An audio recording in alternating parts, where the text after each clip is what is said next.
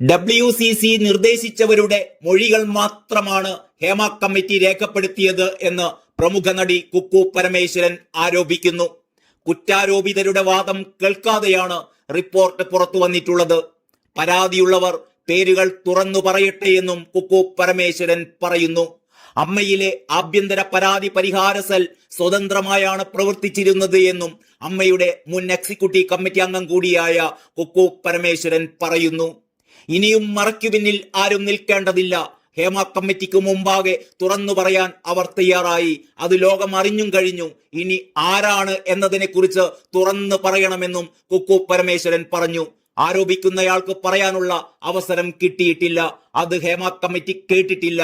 അത് ഇന്ത്യൻ ഭരണഘടനയിലുണ്ട്. മലയാള സിനിമയിൽ ആകെ 62 പേരല്ലല്ലോ ഉള്ളത്. അമ്മ എന്ന സംഘടനയിൽ 200ഓളം സ്ത്രീകളുണ്ട്. അവരിൽ ഒരാളെ പോലും വിളിച്ചിട്ടില്ല.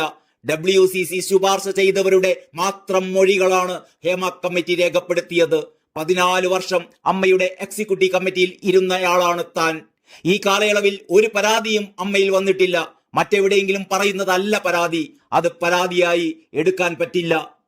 അമ്മയുടെ ICCയിൽ വന്നത് ആകെ ഒരൊറ്റ പരാതിയാണ്. അത് വളരെ ആത്മവിശ്വാസത്തോടെ തന്നെയാണ് ഏറ്റെടുത്തത്. റിപ്പോർട്ടിൽ പറഞ്ഞിരിക്കുന്നത് സത്യമാണെന്ന് ഹേമ കമ്മിറ്റിക്ക് തെളിയിക്കാൻ ആകില്ലല്ലോ എന്നും കൂടി കുക്കു പരമേശ്വരൻ പറയുന്നു. നീതി കിട്ടാത്തവർക്ക് നീതി ലഭ്യമാക്കുക തന്നെ വേണം. നാളെ ഇത്തരം കാര്യങ്ങൾ ഇല്ലാതെ നോക്കേണ്ടതുണ്ട്. സിനിമാ മേഖല ഒരു തൊഴിലിടമാണ്. പുതിയ തലമുറ അവിടേക്ക് വരുന്നതാണ്. നല്ല നാളേക്കായി പ്രശ്നങ്ങൾ പരിഹരിച്ച് മുന്നോട്ട് പോകുകയാണ് വേണ്ടത്. ഇത്തരത്തിൽ പ്രശ്ന പരിഹാരത്തിനായാണ് കോൺക്ലേവ് സംഘടിപ്പിക്കുന്നത്.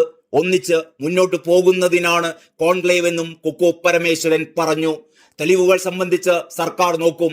ഇത്രയും പണം മുടക്കി കമ്മിറ്റിയെ നിയോഗിച്ച സർക്കാർ അക്കാര്യങ്ങളും നോക്കുമെന്നും കൂടി കുക്കു പരമേശ്വരൻ പറഞ്ഞു. News desk Kalakaumudi.